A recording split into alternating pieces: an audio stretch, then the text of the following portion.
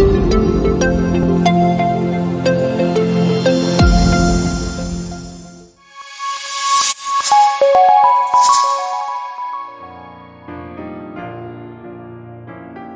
jemaat Tuhan, salam sejahtera bagi kita semua. Selamat datang di GBI Ensemble, kami menyambut kedatangan saudara. Berikut Warta Mingguan GBI Ensemble. Ibadah Raya, GBI Ensemble Albert Park, setiap hari Minggu jam 10.30 pagi waktu Melbourne. Lalu di GBI Ensemble Noble Park, setiap hari Minggu jam 5 sore, waktu Melbourne. Ibadah Raya setiap hari Selasa jam 10.30 di GBI Ensemble Lexington. Pemuritan dilayani oleh Pastor Ivan Sitompul setiap hari Selasa jam 8 malam waktu Melbourne dan jam 5 sore waktu Jakarta. Hari Kamis ada ibadah menara doa jam 5 pagi.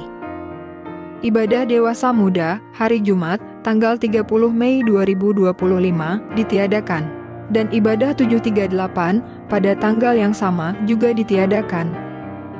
Ibadah Kenaikan Yesus Kristus, hari Kamis, tanggal 29 Mei 2025, jam 7 malam waktu Melbourne, di Gedung Echel. Kami mengundang Bapak, Ibu, dan Saudara untuk mengikuti Worker Prayer Meeting yang akan diadakan pada hari Sabtu, tanggal 31 Mei 2025, pukul 10 pagi, waktu Melbourne atau pukul 7 pagi, waktu Jakarta. Bagi saudara yang ingin memberikan persembahan atau persepuluhan secara digital, silahkan melihat pada nomor yang ada di layar atau scan QR Code yang ada di amplop persembahan. Saudara yang kami hormati, kami mengundang saudara untuk berpartisipasi dalam penggalangan dana yang dapat saudara lihat di layar. Dana yang terkumpul akan digunakan untuk perkembangan gedung gereja.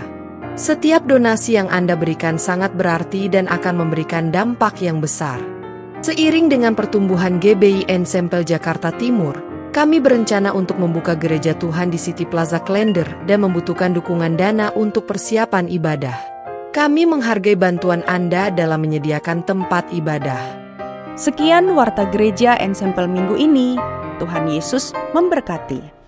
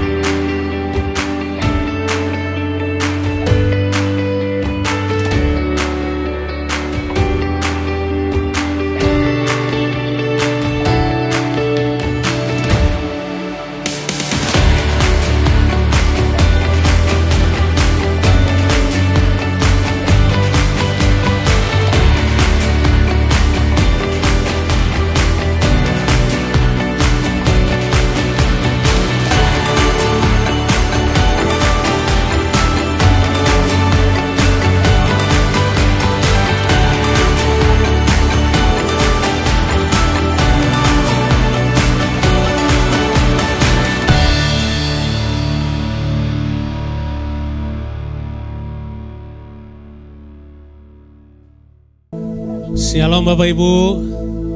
Sekali lagi shalom. Yang di onsite maupun yang di online shalom. Puji nama Tuhan. Ada sukacita hari ini. Saya yakin sekali ada sukacita meluap-luap pada ruangan ini. Amin. Karena Tuhan kita begitu besar, begitu dahsyat.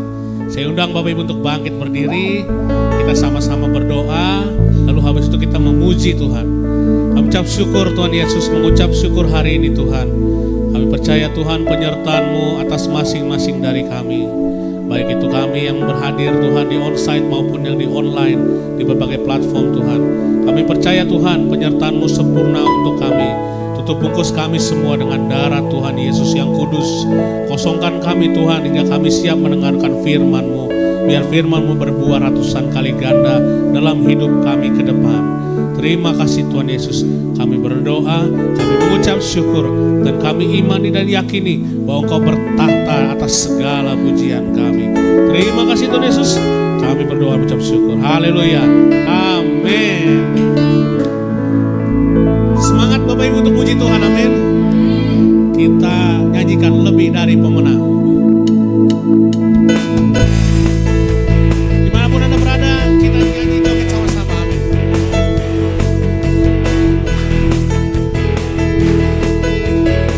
Sekali lagi, lebih dari pemenang.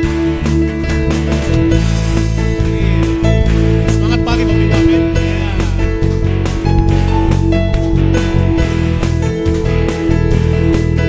Katakan lebih dari pemenang.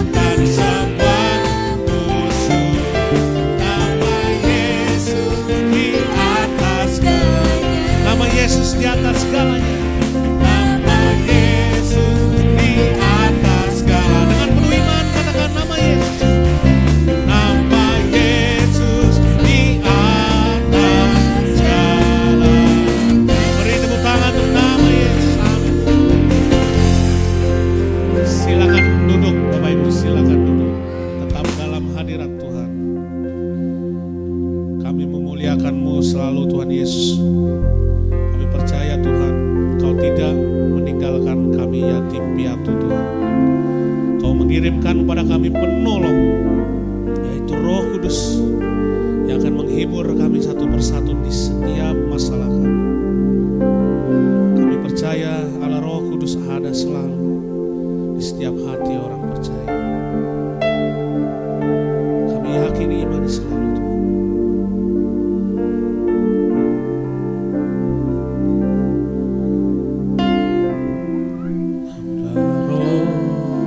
Ku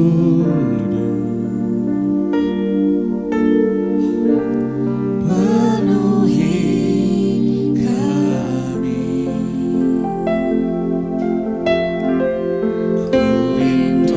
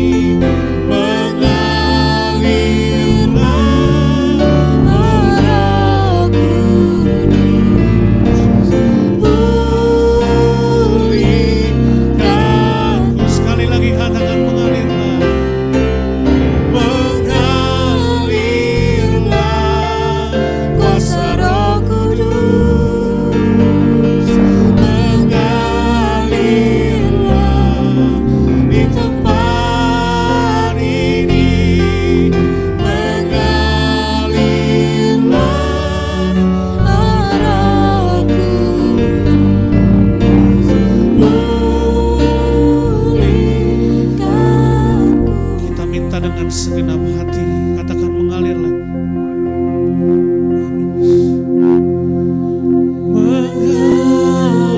Mengalirlah kuasa Roh Kudus. Urapi kami satu-satu Tuhan. Mengalirlah di tempat ini. Penuhi kami Tuhan. Mengalirlah oh Roh Kudus. Pulihkan. Sekali lagi kita minta, katakan. Mengalirlah kuasa Roh Kudus. Mengalirlah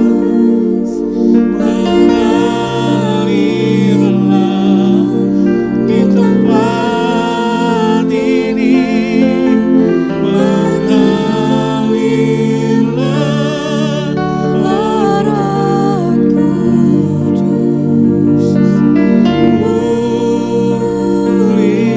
pulihkan. Terus mari kita sembah di akhirnya namanya namanya. Oh ya kami sembah Kau Tuhan, kami tinggikan. Haleluya. Kami imani yakini Tuhan, tiada kami yang suam-suam kuku Tuhan. Kami berapi-api karena api Roh Kudus ada dalam hati kami. Percaya Tuhan, Roh Kudus jamah satu persatu dari kami Tuhan. Jamah hati yang keras itu Tuhan. Lembutkan hati yang keras itu. Buka hati saudara untuk menerimanya.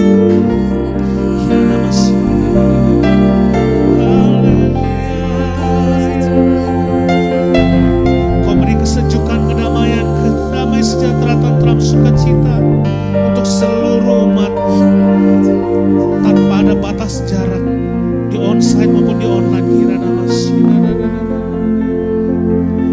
Kami imani selalu Tuhan Yesus. Kami imani Kau mengalir ke tempat ini Tuhan. Katakan sama-sama sekali lagi saudara. Mengalirlah kuasa Roh Kudus. Mengalirlah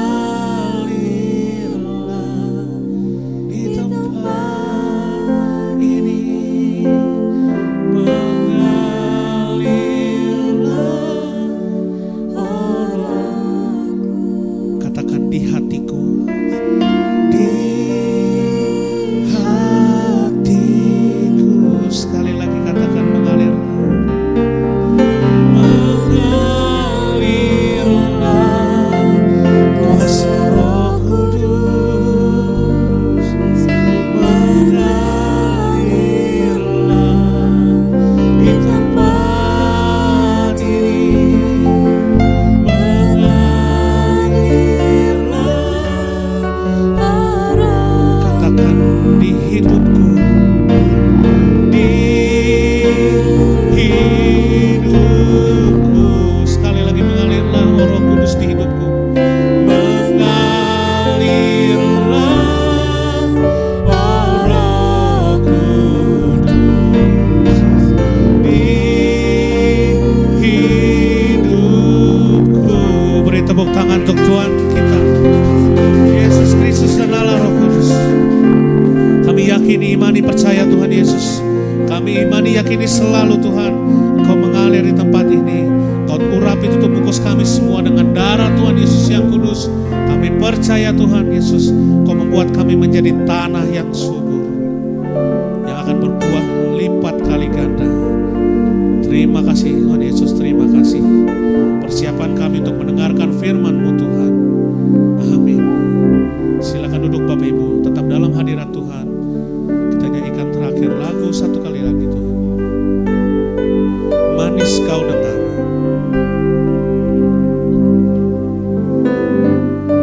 Amin Yesus.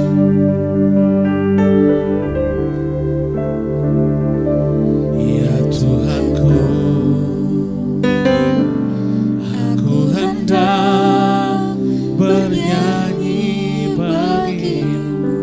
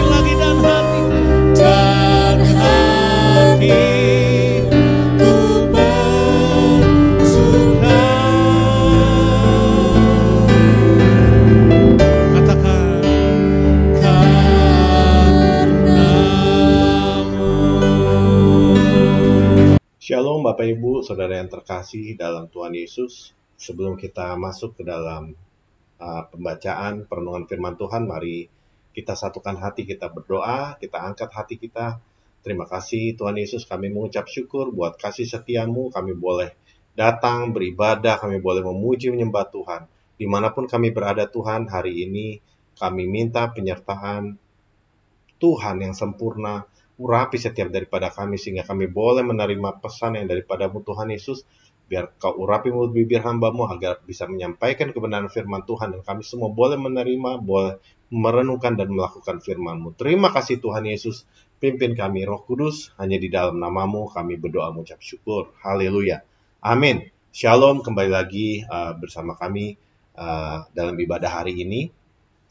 Saya hari ini mau mengambil satu tema yang diambil kurang lebih dari tema mengenai revelation, yaitu bagaimana kita bisa melihat, mengenal Tuhan kita, Tuhan Yesus Kristus. Kalau kita beberapa waktu yang lalu sudah merayakan kebangkitan Tuhan kita, dan kalau kita ingat berapa ribu tahun yang lalu, setelah Tuhan Yesus bangkit, ia pun menampakkan diri berkali-kali kepada murid-muridnya sebelum ia naik ke surga. Nah, sebentar, mungkin beberapa minggu lagi kita akan merayakan kenaikan Tuhan kita. Nah, hari ini saya mau bagikan satu kisah atau perenungan firman Tuhan yang diambil dari Lukas 24. Ya, Lukas 24 ayat agak panjang ini, saya akan bacakan secara cepat aja, ayat 13 sampai 33 ya. Ini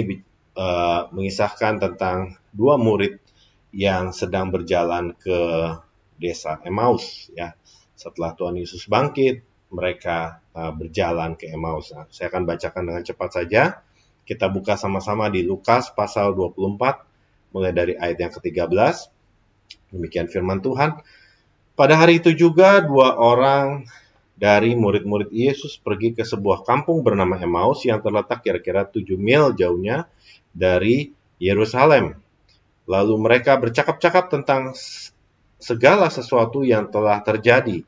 Ketika mereka sedang bercakap-cakap dan bertukar pikiran, datanglah Yesus sendiri mendekati mereka lalu berjalan bersama-sama dengan mereka. Tetapi ada sesuatu yang menghalangi mata mereka, sehingga mereka tidak dapat mengenal Dia. Ayat 17, Yesus berkata kepada mereka, "Apakah yang kamu percakapkan sementara kamu berjalan?" Maka berhentilah mereka dengan muka muram. Seorang dari mereka namanya Kleopas menjawabnya, "Adakah engkau satu-satunya orang asing di Yerusalem yang tidak tahu apa yang terjadi di situ pada hari-hari belakangan ini?" Katanya kepada mereka, "Apakah itu?" Jawab mereka, "Apa yang terjadi dengan Yesus orang Nazaret? Dia adalah seorang nabi yang berkuasa dalam pekerjaan dan perkataan di hadapan Allah dan di depan seluruh bangsa kami. Tetapi imam-imam kepala dan pemimpin-pemimpin kami telah menyerahkan dia untuk dihukum mati dan mereka telah menyalibkannya. Padahal kami dahulu mengharapkan bahwa dialah yang datang untuk membebaskan bangsa Israel. Tetapi sementara itu telah lewat 3 hari sejak semuanya itu terjadi. Tetapi beberapa perempuan dari kalangan kami telah mengejutkan kami. Pagi-pagi buta mereka telah pergi ke kubur dan tidak menemukan mayatnya. Lalu mereka datang dengan berita bahwa telah kelihatan kepada mereka malaikat-malaikat yang mengatakan bahwa ia hidup. Dan beberapa teman kami telah pergi ke kubur itu dan mendapati bahwa memang benar yang dikatakan perempuan-perempuan itu, tetapi dia tidak mereka lihat. Nah, ayat 25, lalu ia berkata kepada mereka, "Hai kamu orang bodoh, betapa lambannya hatimu sehingga kamu tidak percaya segala sesuatu yang telah dikatakan para nabi."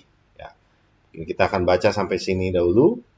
Nah, kalau misalnya saya boleh kasih satu perenungan untuk kita boleh sama-sama renungkan dari firman Tuhan yang kita sudah baca dan akan kita baca, mungkin nanti Bapak Ibu semua boleh baca lagi dari awal, Lukas 24, mulai dari pagi-pagi saat wanita itu pada melihat ke kubur Yesus, lalu Yesusnya sudah tidak ada. kembali kepada murid-murid yang sedang berjalan ke Emmaus ini, kita boleh melihat bahwa ini adalah satu perjumpaan yang luar biasa, ya, satu perjumpaan yang luar biasa. Tidak hanya Tuhan Yesus menampakkan diri kepada murid-murid yang banyak, setelahnya nanti kita akan baca, tapi Tuhan Yesus itu menampakkan diri dulu kepada dua murid ini, gitu, yang sangat menarik. Mereka sedang pergi berjalan ke satu desa yang kurang lebih 7 mil atau mungkin sekitar 11 km. Kalau misalnya secara hukum berjalan itu kurang lebih harusnya bisa ditempuh dalam waktu sekitar 2 sampai 3 jam ya. Kalau misalnya kita jalannya pelan-pelan mungkin bisa sampai dalam waktu 3 jam. Jadi kita bisa bayangkan bahwa mereka boleh berjalan bersama Tuhan Yesus selama beberapa jam ya, minimal 1,5 atau 2 jam. Nah, jadi kita boleh renungkan ya, persekutuan yang membawa pengenalan kepada Tuhan ya, persekutuan atau communion atau fellowship yang membawa kepada pengenalan akan Tuhan. Kita tahu bahwa kita sudah baca tadi. Jadi ada sesuatu yang menutupi mata mereka sehingga mereka tidak dapat mengenali Tuhan Yesus ya. Di ayat 16 tadi kita sudah baca, tetapi ada sesuatu yang menghalangi mereka sehingga mereka tidak dapat mengenal Dia. Ada sesuatu yang menghalangi mereka. Dan saya seringkali melihat, kalau misalnya kita boleh introspeksi diri, seringkali kita juga tidak bisa mengenali Tuhan kita. Kita tidak bisa mengenali karyanya Tuhan kita. Karena mungkin masih ada sesuatu yang menghalangi. Mungkin masih ada sesuatu yang menutupi mata kita sehingga kita tidak dapat melihat pekerjaan Tuhan. Kita tidak dapat menyadari bahwa Tuhan itu ada di tengah-tengah kita. Walaupun kita sudah melihat pekerjaan Tuhan, kita sudah sering baca firman Tuhan, kita sudah ke gereja bertahun-tahun, mungkin kita sudah ikut fellowship, ikut pendampingan Alkitab, atau doa pagi, apapun itu kegiatan secara gereja mungkin, tapi masih ada sesuatu yang dapat menghalangi mata kita untuk bisa melihat Tuhan kita, untuk bisa sungguh-sungguh percaya. Nah, hari ini saya mau bagikan minimal ada beberapa hal yang saya lihat di sini yang bisa kita pelajari bersama, yang kita bisa renungkan bersama, bagaimana satu persekutuan dengan Tuhan itu bisa membawa pengenalan kita akan Dia ya. Nah, yang pertama kita lihat di sini bahwa mereka itu memiliki persekutuan satu dengan yang lain. Jadi kalau misalnya kita boleh lihat kembali di ayat yang 25 tadi, ya, Tuhan Yesus berkata kepada mereka ya, "Hai kamu orang bodoh, betapa lambannya hatimu sehingga tidak percaya segala sesuatu yang telah dikatakan para nabi. Bukankah Mesias harus menderita semuanya itu untuk masuk ke dalam kemuliaannya?" Ya. Bukankah Mesias itu harus menderita segala sesuatu itu untuk masuk ke dalam kemuliaannya? Artinya di sini kita lihat bahwa murid-murid ini mereka lamban hati. Kalau dikatakan di firman Tuhan di sini ya, Tuhan berkata, "Kamu orang bodoh," ya. Bukan berarti bodoh itu dia IQ-nya jelek gitu ya atau bagaimana, tapi lamban hati. Jadi lamban hati ini sering kita bahas. Mungkin sering Bapak Ibu Saudara sekalian mendengar tentang konsep tentang lamban hati. Lamban hati itu bukan berarti kita itu kayak nggak bisa hitung misalnya ya, nggak bisa hitung 5 kali 5 berapa dia lambat, bodoh gitu misalnya dibilangnya. "Oh, kamu 5 kali 5 aja nggak bisa." Bukan seperti itu, tapi hatinya kita lamban. Apa yang dikatakan hati lamban itu adalah hati yang tumpul. Kalau bahasa aslinya itu dikatakan bahwa hati yang lamban itu adalah seperti hati yang tumpul. Jadi nggak tajam. Ya, tidak tajam. Dia hatinya itu tumpul. Jadi apapun yang kita baca, apapun yang kita lihat, apapun kalau kita dengar kesaksian tentang, misalnya ada orang yang bersaksi tentang Tuhan, atau ada yang membagikan firman Tuhan, atau ada yang membaca firman Tuhan, kita tidak tajam untuk menangkap, tapi kita tumpul. Ya, nah itulah yang harus kita pertajam, istilahnya begitu. Kalau di Amsal 27 ayat 17, kalau kita sering baca bahwa dikatakan besi menajamkan besi orang menajamkan sesamanya, gitu ya. Orang menajamkan sesamanya. Nah, kita lihat di sini, persekutuan dalam hal ini adalah persekutuan dengan orang-orang yang seiman, orang-orang percaya. Kita boleh bersekutu, kita boleh sama-sama kumpul misalnya di gereja. Kita bisa sama-sama bersatu di persekutuan keluarga misalnya, komunitas sel atau fellowship, apapun itu istilahnya, pendalaman Alkitab. Saat kita bertemu dengan orang-orang seiman, saat kita berdiskusi sama seperti kedua murid itu sedang berdiskusi, disitulah kita akan saling ditajamkan. Disitulah kita akan saling bisa lebih peka lagi, lebih mendapatkan sesuatu yang lebih baru lagi, karena kita semakin ditajamkan. Lewat apa? Yaitu dia lewat penderitaan, lewat korban, lewat hal-hal yang tidak mengenakan secara daging. Contohnya kalau misalnya kita mau pergi atau kita mau join doa pagi, contohnya seperti itu. Untuk doa subuh atau doa pagi. Berarti apa? Kita harus bangun lebih pagi, ya. Harus bangun lebih pagi, harus ada sesuatu yang dikorbankan untuk bisa masuk ke dalam persekutuan dengan orang beriman, sama-sama teman-teman sekerja kita atau teman sekerja sepelayanan, untuk kita bisa sama-sama berdoa. Disitulah kita akan ditajamkan. Kita akan, apa yang kita sudah korbankan, apa yang kita sudah berikan waktu kita, ya mungkin tidak ada artinya istilahnya gitu ya, tapi ada sesuatu yang kita sudah lakukan untuk bisa menajamkan hati kita, sehingga kita boleh sama-sama mendengarkan lebih peka lagi. Saat saudara seiman kita, mungkin teman kita berdoa, ya bersyafaat, kita boleh lebih peka lagi. Oh, ternyata Tuhan mau kita berdoa tentang hal ini. Mungkin kita berdoa untuk kota kita, misalnya seperti itu.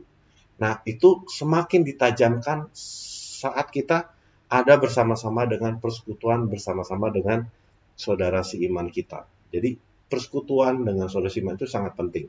Ya, di Ibrani 10 ayat 25 juga dikatakan bahwa janganlah kita menjauhkan diri dari pertemuan-pertemuan ibadah kita, seperti yang dibiasakan beberapa orang, tetapi marilah kita apa? Saling menasehati, semakin giat melakukannya menjelang hari Tuhan yang mendekat. Jadi saat kita berada dalam persekutuan yang benar, kekuatan orang-orang yang seiman, yang percaya, sama-sama mau saling membangun, sama-sama mau saling bertumbuh, disitulah kita akan saling menasehati, saling menegur, saling menguatkan, sehingga kita lebih tajam lagi dan hati kita tidak menjadi tumpul terhadap firman Tuhan, terhadap apa yang Tuhan mau sampaikan untuk keluarga kita, untuk gereja, untuk pelayanan, untuk pekerjaan, apapun itu. Saya percaya setiap kali kita mau meluangkan waktu, kita mau diajar, kita mau bertemu dengan orang-orang, kita mungkin mau digesek sama Tuhan, kamu bakal ketemu sama orang-orang yang mungkin kurang mengenakan ya, kurang merepotkan, istilahnya merepotkan. Kok dia begitu sih? Kok dia suka ngomong begini sih? Nggak enak, tapi kita tetap harus mau melakukannya, supaya kita dipertajam, supaya hati kita juga dipertajam, supaya kita juga tidak menjadi lamban.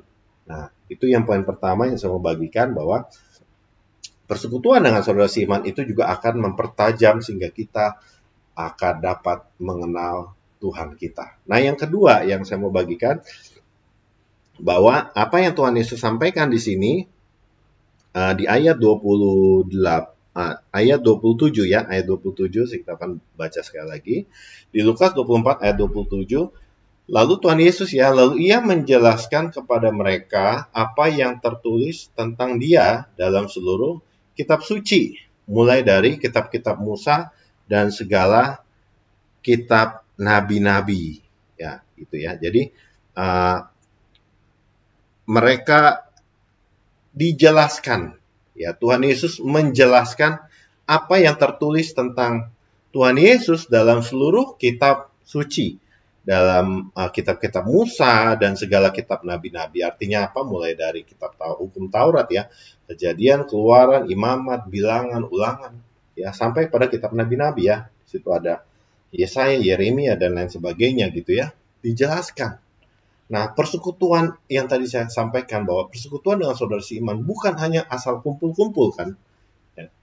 Kita tidak hanya asal kumpul-kumpul, kayak kumpul-kumpul, ketawa-ketawa, say hi, lalu nggak lama makan pulang kan, tidak seperti itu. Kita di situ kita ada belajar firman Tuhan. Di situ kita menyingkapkan apa yang Tuhan mau sampaikan. Ya, jadi persekutuan lewat pendalaman firman Tuhan, lewat belajar firman Tuhan. Disitulah kita akan semakin mengenal Tuhan kita. Jadi bukan hanya sekedar apa yang kita mau dengar. Ya, mungkin enak kalau misalnya kita dengar tentang, misalnya kita lagi suka tentang pujian penyembahan. Ya, baca firman Tuhannya tentang pujian penyembahan aja gitu. Pujian penyembahan, pokoknya saya lagi senang pujian penyembahan. Nggak ada salahnya. Ya bagus itu, puji Tuhan luar biasa gitu. Kita tetap belajar gitu. Tapi kita juga harus mau belajar seluruhnya. Karena dikatakan bahwa seluruh apa yang tertulis dalam firman Tuhan itu, semua yang tertulis itu, apa yang tertulis in the scripture, dikatakan itu yang di dalam kitab suci itu, diilhami oleh Roh Kudus, diilhami oleh Tuhan sendiri. Berarti kita jangan sampai kita malas untuk membaca firman Tuhan, mulai dari perjanjian lama sampai perjanjian baru. Ya, ada yang terlalu fokus sama perjanjian baru, ada yang fokusnya terlalu sama perjanjian lama. Tapi saya percaya kita semua ini mau membaca firman Tuhan, merenungkan, mendalami firman Tuhan itu dari perjanjian lama sampai kepada perjanjian baru. Kita sama-sama belajar, kita sama-sama merenungkan firman Tuhan sama-sama. Kalau Bapak Ibu Saudara sekalian ikut pemuritan, ya, ikut pendalaman Alkitab, istilahnya kita kan selalu bahas tentang, misalnya kita kemarin kita baca tentang Mazmur 76, lalu kita diskusi apa yang didapat oleh saudara seiman kita. Oh, si A ini dapatnya begini. Oh iya ya, saya nggak pernah kepikiran seperti itu. Tapi dia bisa menyingkapkan sesuatu yang baru. Nah, disitulah kita akan dipertajam lagi, sehingga kita bisa mengenal Tuhan kita lebih lagi. Kita lihat dari sudut pandangnya saudara seiman kita. Mungkin dia lebih senior, mungkin dia lebih tua, mungkin dia udah lebih banyak ngalamin istilahnya asam garam ya, istilahnya asam garam dunia. Jadi udah pernah ngalamin mungkin hal yang tidak enak, pernah dikhianati, pernah diapain, pernah ngalamin juga naik turun ya usahanya mungkin seperti itu. Jadi saat dia membaca firman Tuhan, mendalami firman Tuhan, dia bisa mendapatkan satu insight yang baru yang mungkin kita tidak pernah temukan sebelumnya. Dan itu akan membuat kita semakin mengenal Tuhan gitu. Waktu kita dijelaskan, waktu kita mendengar firman Tuhan, kita sungguh-sungguh kita mau dipertajam tadi seperti yang kita lihat di awal-awal, bahwa jangan sampai kita lamban hatinya. Waktu kita dengar firman Tuhan, kita siapkan hati sungguh-sungguh. Tuhan, apa yang Tuhan mau sampaikan? Ya. Tuhan Yesus mengajar murid-muridnya selama beberapa jam. Nah, saya percaya hari-hari ini Roh Kudus ada di tengah-tengah kita, dan Roh Kudus sendiri yang akan mengajar setiap daripada kita untuk bisa mengerti apa yang disampaikan oleh Tuhan Yesus. Mungkin ada hal-hal tertentu yang kita belum mengerti. Kita boleh tanya, kita boleh bersekutu, kita boleh fellowship, kita boleh sama-sama minta dalam doa kita, Tuhan, Roh Kudus, tolong singkapkan. Ya, di Yohanes 14 ayat 26 dikatakan, tetapi penghibur yaitu Roh Kudus yang akan diutus oleh Bapa dalam namaku, dialah yang akan mengajarkan segala sesuatu kepadamu, ya. Dia akan mengajarkan segala sesuatu kepadamu. Kita akan lihat firman Tuhan-Nya. Dia akan mengajarkan segala sesuatu kepadamu dan akan mengingatkan kamu akan semua yang telah kukatakan kepadamu. Hari ini puji Tuhan, kita harus bersyukur bahwa Tuhan sudah mencurahkan Roh-Nya kepada kita semua, dan kita semua orang percaya kepada Tuhan. Kita yang percaya bahwa Dia mati disalibkan untuk kita, Dia bangkit untuk kita, dan saat kita percaya ada Roh Kudus yang dimateraikan, ada Roh Kudus dalam hidup kita, ya, ada Roh Kudus yang selalu mengingatkan kita, selalu mengajarkan kita. Artinya apa? Itu ada Tuhan sendiri yang mengajarkan, sehingga kita tidak perlu takut untuk tidak mengerti. saya percaya Tuhan pasti akan menyingkapkan. Saat Tuhan menyingkapkan apa yang tertulis dalam firman Tuhan, disitulah kita akan mengenal Dia lebih lagi dengan hal-hal yang tidak bisa disampaikan lewat kata-kata manusia. Ya, mungkin ada satu pengajar yang pintar sekali ngajar, tapi kita nggak bisa mengerti apa yang diajarkan. Tapi saya percaya saat Roh Kudus, kita minta Roh Kudus untuk terangi hati pikiran kita, sehingga kita bisa mengerti apa yang Tuhan mau kita baca. Hari ini misalnya kita baca, pagi-pagi kita baca. Saya percaya kita minta dalam nama Tuhan Yesus, Roh Kudus pimpin dan singkapkan. Saya percaya kita akan mendapatkan revelation atau kita dapat penyataan Tuhan lewat firman-Nya, ya. Karena ada firman Tuhan juga berkata apa? Ketuklah maka pintu akan dibukakan, ya. Carilah maka engkau akan mendapat. Mintalah maka engkau beri. Masa iya Tuhan gak akan minta? Nggak akan berikan, ya, hikmat kepada kita, tidak akan memberikan Roh Kudusnya itu supaya bisa menjelaskan, supaya bisa menerangkan apa yang tertulis dalam firman-Nya. Ya, ini firman dialami oleh Roh Kudus. Jadi Roh Kudus mengerti, Roh Kudus yang tahu. Kita minta, kita tinggal minta, kita mau buka hati kita, jangan lambat untuk mendengarkan, jangan lambat untuk mengerti, tapi kita buka hati kita sehingga saat Roh Kudus ada, kita baca, kita minta, kita akan diingatkan, kita akan diajar sesuai apa yang dikatakan firman Tuhan di Yohanes 14:26 ini, ya. Penghibur yang akan diutus, dialah yang akan mengajarkan segala sesuatu kepadamu dan mengingatkan, ya, mengingatkan. Nah, ini sangat penting gitu, ya. Jadi kita jangan sampai malas baca firman Tuhan, jangan sampai malas bersekutu dengan saudara seiman, ya, menjauhi pertemuan. Kalau diajakin, ayo kita ikut pemuritan, atau ayo kita ikut persekutuan, aduh malas lah, enakan di rumah, gitu kan, enakan ini, enakan itu, enakan begini. Tapi kita suka bertanya lagi, emang Tuhan tolong saya, ya? Emang Tuhan ada, ya? Lupa. Ya, karena tidak pernah mau melihat, karena tidak pernah mau mencari tahu, karena kalau Tuhan Yesus bilang, karena lamban gitu, lamban hatinya, tidak percaya apa yang tertulis tentang Dia. Bagaimana kita percaya tentang apa yang tertulis tentang Dia? Wong baca aja nggak pernah, ya. Renungkan tidak pernah, cuman sekelebatan aja asal lewat, kan? Tidak mungkin seperti itu. Kita minta kekuatan daripada Tuhan untuk kita boleh sama-sama mengingatkan, ya, sama-sama menguatkan lewat firman Tuhan itu. Nah, kembali lagi kita lihat di sini poin yang ketiga tadi, persekutuan lewat pendalaman atau pengenalan firman Tuhan yang akan membawa kita mengenal Dia. Nah, yang ketiga adalah persekutuan yang kita akan lihat di sini di ayatnya yang saya akan bacakan kembali dari ayat yang tadi kita lanjut dari ayat 28. Lukas 24 ayat 28, mereka mendekati kampung yang mereka tuju, jadi udah sampai nih. Lalu ia itu Tuhan Yesus berbuat seolah-olah hendak meneruskan perjalanannya, gitu, ya. Kayaknya mau jalan terus gitu, nggak mau ke sana gitu.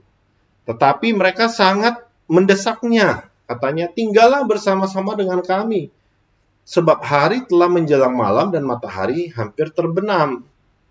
Lalu masuklah ia untuk tinggal bersama-sama dengan mereka. Di sini ada satu kata yang menarik, yaitu apa? Mendesak.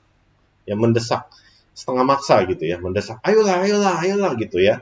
Jadi nggak halus seperti tinggallah bersama, tapi kayak ayo dong, ayo jangan di luar. Nanti udah malam dan lain sebagainya gitu. Gimana sih kita mendesak orang, ya? Yang biasanya orang sales, ya, yang suka jualan itu pasti tahu tuh teknik-teknik mendesak orang. Pak, kalau misalnya nggak beli nanti hilang kesempatan emas ini, ya, seperti itu gitu, ya. Kita pernah ya didesak seperti itu, ya. Ayo buka rekening di bank ini, nanti dapat bonus, dapat ini. Nah, itu adalah bagaimana mendesak gitu, ya, mendesak.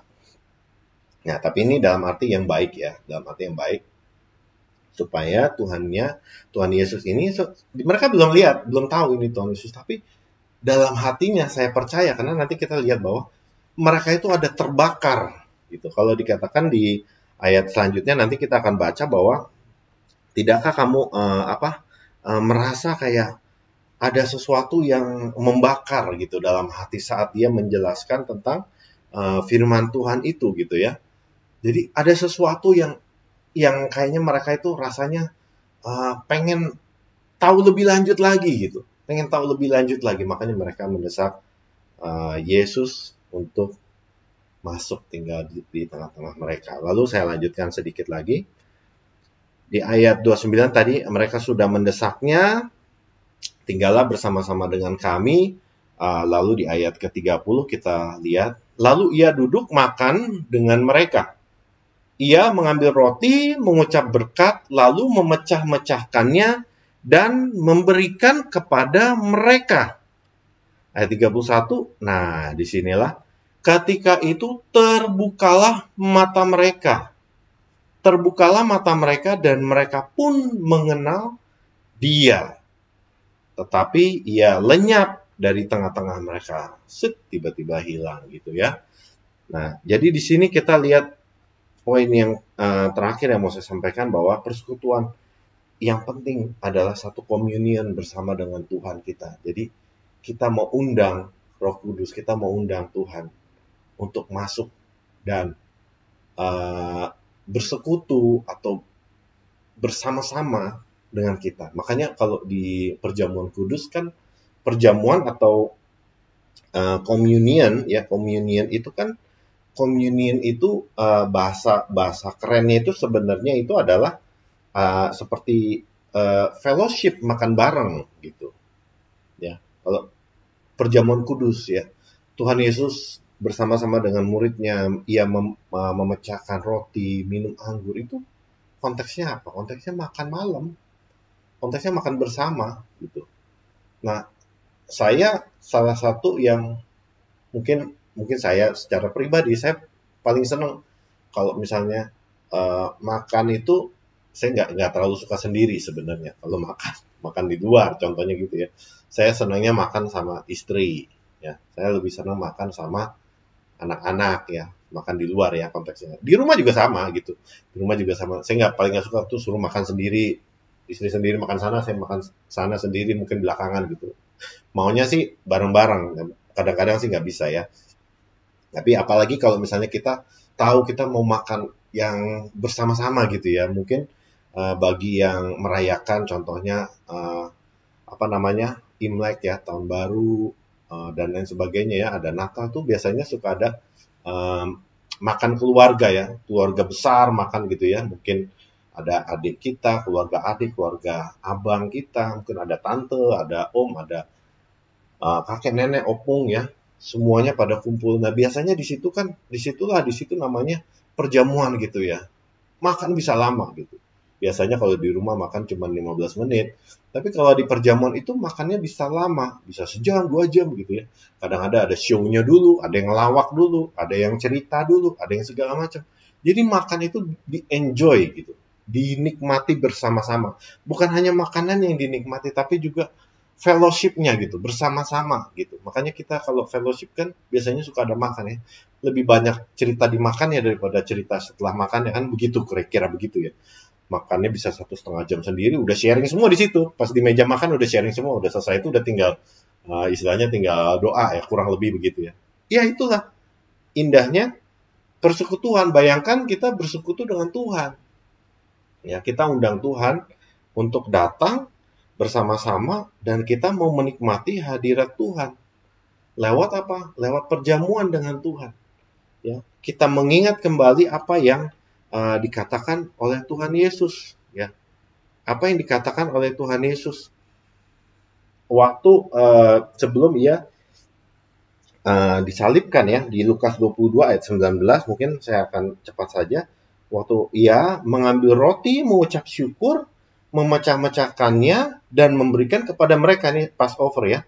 Waktu mereka makan sebelum Tuhan Yesus ditangkap itu, ia mengambil roti, mengucap syukur, memecah-mecahkannya dan memberikan kepada mereka, katanya, inilah tubuhku yang diserahkan bagi kamu. Nah, perhatikan ini ya. Inilah tubuhku yang diserahkan bagi kamu. Ya, waktu kita perjamuan kudus, pasti kita sering kali mendengar kata-kata ini. Inilah tubuhku, tubuhnya Tuhan Yesus yang diserahkan bagi kamu. Pada saat itu mereka belum terlalu mengerti bahwa Tuhan Yesus akan disalibkan, akan mati untuk mereka, dan akan bangkit. Ini belum tahu. Mungkin mereka berpikir ya, Maksudnya apa Tuhan? Ya, diserahkan bagi kamu itu maksudnya apa? Nah, apa yang dikatakan Tuhan Yesus lagi? Inilah tubuhku yang diserahkan bagi kamu. Perbuatlah ini menjadi apa? Peringatan akan aku. Peringatan. Jadi saat kita perjamuan kudus, kita mengingat, mengenang, memperingati dalam arti kita ingat kembali apa yang Tuhan Yesus katakan. Apa yang Tuhan Yesus lakukan buat kita. Apa yang Tuhan Yesus perbuat untuk kita semua. Nah, waktu Tuhan Yesus mengambil roti, diserahkan, dipecah-pecahkan, mengucap syukur, dia berkata seperti itu, baru kita makan. Nah, inilah apa yang terjadi pada saat mereka atau kedua murid itu tuh bersama-sama dengan Tuhan. Ya, kata-katanya sama di Lukas 22 dengan Lukas 24 kurang lebih seperti itu. Ia duduk dengan mereka, ia mengambil roti, mengucap berkat, memecah-mecahkannya, sama seperti yang Tuhan Yesus lakukan sebelumnya kepada murid-murid, dan apa? Memberikan kepada mereka. Itu. Tuhan Yesus memecahkan roti dan memberikan kepada mereka. Inilah yang Tuhan Yesus lakukan. Sebelumnya yang tadi kita baca di Lukas 22 apa? Inilah tubuhku yang diserahkan bagi kamu, perbuatlah ini menjadi peringatan akan aku. Disitulah, pada saat itulah, ketika itu terbukalah mata mereka dan mereka pun mengenal dia. Jadi saat kita memperingati Tuhan kita, saat kita melihat pengorbanan Tuhan kita, saat kita menyadari betapa besarnya kasih Tuhan kita buat kita semua, ia menyerahkan tubuhnya, darahnya dicurahkan buat kita, saat itu kita mengenal Tuhan kita, mengenal kasih-Nya. Jadi perjamuan kudus itu bukan hanya asal rutinitas tiap bulan, oke kita perjamuan kudus, ya saya tahu Tuhan, saya tahu. Tidak, tapi kita harus sungguh-sungguh berfellowship, kita sungguh-sungguh mengenal Dia, kita sungguh-sungguh mengerti apa yang Tuhan Yesus sudah perbuat. Jadi nggak cuma asal lewat aja. Kita mengenal kasih-Nya Tuhan karena Tuhan sudah berkata bahwa inilah tubuhku yang diserahkan bagi kamu. Saat Tuhan Yesus menyerahkan hidupnya untuk kita semua, supaya kita boleh terlepas dari belenggu dosa, kita boleh dibebaskan, kita boleh diselamatkan, kita boleh sungguh-sungguh, terlebih daripada itu, kita boleh sungguh-sungguh melihat Dia. Oh, kita kenal Tuhan kita. Tuhan kita Tuhan yang baik. Tuhan kita Tuhan yang ajaib. Tuhan kita Tuhan yang luar biasa. Tuhan kita Tuhan yang penuh kasih. Tuhan kita Tuhan yang mau mengampuni. Tuhan kita adalah Tuhan yang sabar, ya, penuh damai sejahtera, sukacita, ya, ada kelemah lembutan, ya, buah roh semuanya di situ ada, ya, penguasaan diri. Tuhan Yesus kan dikatakan, saya bisa aja panggil, istilahnya gitu, saya bisa aja panggil tuh malaikat untuk ngelawan orang-orang yang mau nangkep, tapi enggak, Tuhan Yesus menguasai diri. Enak nggak dipukulin? Nggak enak, tapi menguasai diri. Ada kelemah lembutan. Itulah kasih Tuhan buat kita semua. Sehingga kita boleh mengenal Dia. Karena apa? Kita ada fellowship dengan Dia. Kita ambil bagian. Waktu kita perjamuan kudus, waktu kita ingat kembali pengorbanan Tuhan kita.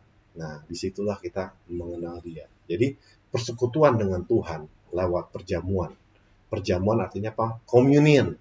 Lewat persekutuan dengan Dia. Jadi, kalau kita ke gereja, prakteknya kurang lebih seperti ini. Kalau kita ke gereja, jangan kita asal yaudah yang penting ke gereja hari Minggu, datang ibadah, haleluya, dengar firman Tuhan, pulang, makan siang, ya, atau makan sore, makan malam, jalan-jalan, have fun, besok kerja lagi, capek lagi. Tapi waktu kita datang kepada Tuhan, kita sungguh-sungguh kita memperhatikan bahwa persekutuan inilah yang membawa pengenalan akan Tuhan kita. Kita bersekutu, kita membuka hati kita, bersekutu dengan saudara seiman kita.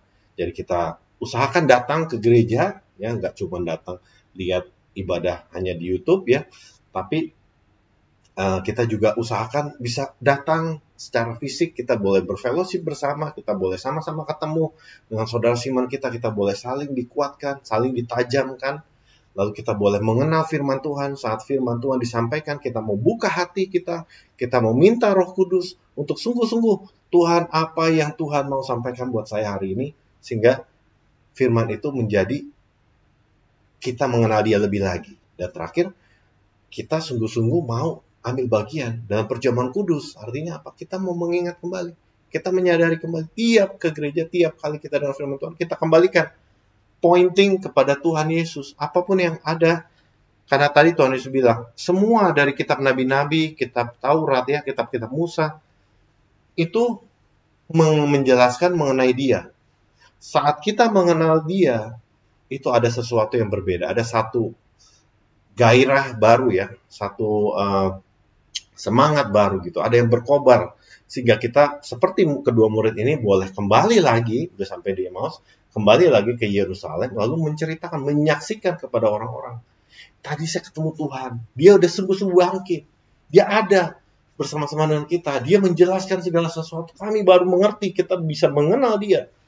Gitu loh, karena hal tersebut, karena kita sama-sama fellowship dengan Dia, kita pecahkan roti sama-sama, Dia menjelaskan tentang isi firman Tuhan, kita sangat-sangat mendengarkan firman Tuhan tuh berapa jam gitu ya, mungkin 1 jam, mungkin sama kayak kita ibadah gitu ya, 45 menit gitu dengerin firman Tuhan, kurang lebih seperti itu gitu ya, dijelaskan dari awal sampai akhir, saling berdiskusi.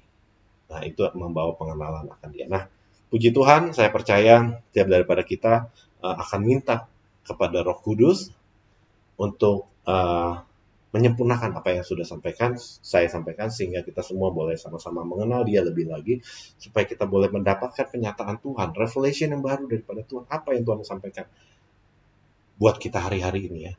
Kita percaya kasih Tuhan itu yang paling utama, apa segala sesuatu pasti kita didasari oleh kasih Tuhan, sehingga kita boleh melangkah, melakukan apapun, pelayanan, pekerjaan, segala macam itu didasari kasih Tuhan. Kasih Tuhan itu akan mendrive kita untuk membawa kabar itu, membawa firman Tuhan itu, membawa kasih itu kepada orang lain, sehingga orang lain yang membutuhkan kasih Tuhan itu boleh datang kepada Tuhan. Saya percaya akan banyak jiwa-jiwa dimenangkan lewat kesaksian kita semua saat Tuhan Yesus sungguh-sungguh ada bersama-sama dengan kita, berfellowship bersama-sama dengan kita. Haleluya. Mari kita kembali Bapak Ibu Saudara sekalian yang ada di rumah atau dimanapun Bapak Ibu berada, boleh kita bangkit berdiri, boleh kita tutup Alkitab kita boleh bangkit berdiri. Saya akan sama-sama berdoa, kita akan angkat tangan kita untuk berdoa dan kita bersyafaat untuk menerima dan juga untuk menerima berkat daripada Tuhan. Terima kasih Tuhan Yesus, kami sungguh mengucap syukur, biarkan Tuhan apa yang sudah hamba-Mu sampaikan, Roh Kudus-Mu sendiri Tuhan yang akan menyempurnakan, yang akan mengingatkan dan mengajar buat setiap daripada kami yang mengikuti ibadah pada hari ini. Sehingga Tuhan Yesus, ada kasih Tuhan, ada satu kenyataan Tuhan yang baru keluar Tuhan, kasih-Mu Tuhan selalu diperbarui Tuhan Yesus, sehingga kami boleh menjadi terang dimanapun kami berada, kami boleh saksikan kebaikan Tuhan. Terima kasih Tuhan Yesus, kami berdoa buat gereja-Mu Tuhan, khususnya untuk GBI Ensemble dimanapun gereja-Mu berada Tuhan, yang ada di Australia Tuhan, yang ada di Indonesia Tuhan, berkati satu persatu, berikan keunitian, satuan hati untuk boleh menuntaskan Tuhan amanat agung Tuhan Yesus. Terima kasih Tuhan memberkati gembala senior kami, Pak Pendeta Ivan Sitompul beserta dengan keluarga dan semua tim pelayanan Tuhan yang ada. Kiranya Tuhan Yesus memberikan hikmat dan semangat dan sukacita dan kasih Tuhan berlimpah Tuhan atas kehidupan hamba-hamba-Mu Tuhan yang melayani hari ini juga. Tuhan memberkati satu persatu. Tuhan Yesus, kami juga mau angkat tangan kami mau berdoa buat kota tempat kami tinggal Tuhan, daerah tempat kami tinggal. Kiranya Tuhan juga memberikan damai sejahtera dan berkat Tuhan berlimpah Tuhan, sehingga kami juga boleh menikmati berkat-Mu dan kami boleh menjadi terang dimanapun kami berada, sehingga banyak orang yang mengenal Tuhan. Terima kasih Tuhan, kami berdoa buat para pemimpin bangsa, biarkan Tuhan juga memberkati, berikan takut akan Tuhan, sehingga bangsa kami, baik kami yang ada di Indonesia, yang ada di Australia, dimanapun kami berada, boleh melakukan tugas dan tanggung jawab mereka dengan takut akan Kau Tuhan Yesus. Berkati juga hubungan bilateral antara Indonesia dan Australia, dan juga Tuhan Yesus memberkati gereja-gereja Tuhan yang melayani hari ini, dimanapun mereka berada, yang ada di pelosok-pelosok Tuhan, terus berkati. Terima kasih Tuhan Yesus, terima kasih Tuhan buat jemaat sekalian yang sedang sakit, yang sedang dalam kelemahan tubuh, biarkan Tuhan yang menjamah dan berikan kesembuhan pada saat ini. Di dalam nama Tuhan Yesus kami juga terima kesembuhan daripadamu Tuhan, yang sedang dalam permasalahan, yang dalam pergumulan juga Tuhan bukakan jalan sehingga kami percaya Tuhan ada kemenangan di dalam Engkau Tuhan. Kami boleh menyaksikan kebaikan Tuhan walaupun kami mengalami Tuhan banyak mungkin masalah, tantangan, tapi kami percaya Tuhan akan selalu menyertai kami dan Tuhan akan buka jalan yang terbaik. Terima kasih Tuhan. Kami mau angkat kedua tangan kami untuk menerima berkat yang daripadamu. Kasih daripada Allah Bapa, kasih anugerah daripada Tuhan Yesus Kristus, serta persekutuan yang intim, yang manis, bersama dengan Roh Kudus, menyertai Bapak Ibu Saudara sekalian, mulai dari sekarang sampai selama-lamanya. Kita yang percaya dan menerimanya sama-sama katakan, amin. Shalom, dan selamat hari Minggu. Tuhan Yesus memberkati.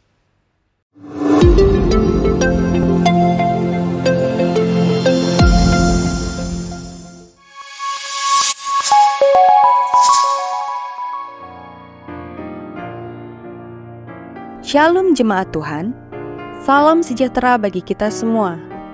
Selamat datang di GBIN Sampel, kami menyambut kedatangan saudara. Berikut warta mingguan GBIN Sampel. Ibadah Raya GBIN Sampel Albert Park setiap hari Minggu jam 10.30 pagi waktu Melbourne. Lalu di GBIN Sampel Noble Park setiap hari Minggu jam 5 sore waktu Melbourne. Ibadah Raya setiap hari Selasa jam 10.30 di GBIN Sampel Lexington. Pemuritan dilayani oleh Pastor Ivan Sitompul setiap hari Selasa jam 8 malam waktu Melbourne dan jam 5 sore waktu Jakarta. Hari Kamis ada ibadah menara doa jam 5 pagi. Ibadah Dewasa Muda hari Jumat tanggal 30 Mei 2025 ditiadakan, dan ibadah 738 pada tanggal yang sama juga ditiadakan. Ibadah Kenaikan Yesus Kristus hari Kamis tanggal 29 Mei 2025 jam 7 malam waktu Melbourne di Gedung Echel. Kami mengundang Bapak, Ibu, dan Saudara untuk mengikuti Worker Prayer Meeting yang akan diadakan pada hari Sabtu, tanggal 31 Mei 2025, pukul 10 pagi, waktu Melbourne atau pukul 7 pagi, waktu Jakarta. Bagi saudara yang ingin memberikan persembahan atau persepuluhan secara digital, silahkan melihat pada nomor yang ada di layar atau scan QR Code yang ada di amplop persembahan. Saudara yang kami hormati, kami mengundang saudara untuk berpartisipasi dalam penggalangan dana yang dapat saudara lihat di layar. Dana yang terkumpul akan digunakan untuk perkembangan gedung gereja. Setiap donasi yang Anda berikan sangat berarti dan akan memberikan dampak yang besar. Seiring dengan pertumbuhan GBIN Sampel Jakarta Timur, kami berencana untuk membuka gereja Tuhan di City Plaza Klender dan membutuhkan dukungan dana untuk persiapan ibadah. Kami menghargai bantuan Anda dalam menyediakan tempat ibadah. Sekian warta gereja and Sampel minggu ini. Tuhan Yesus memberkati.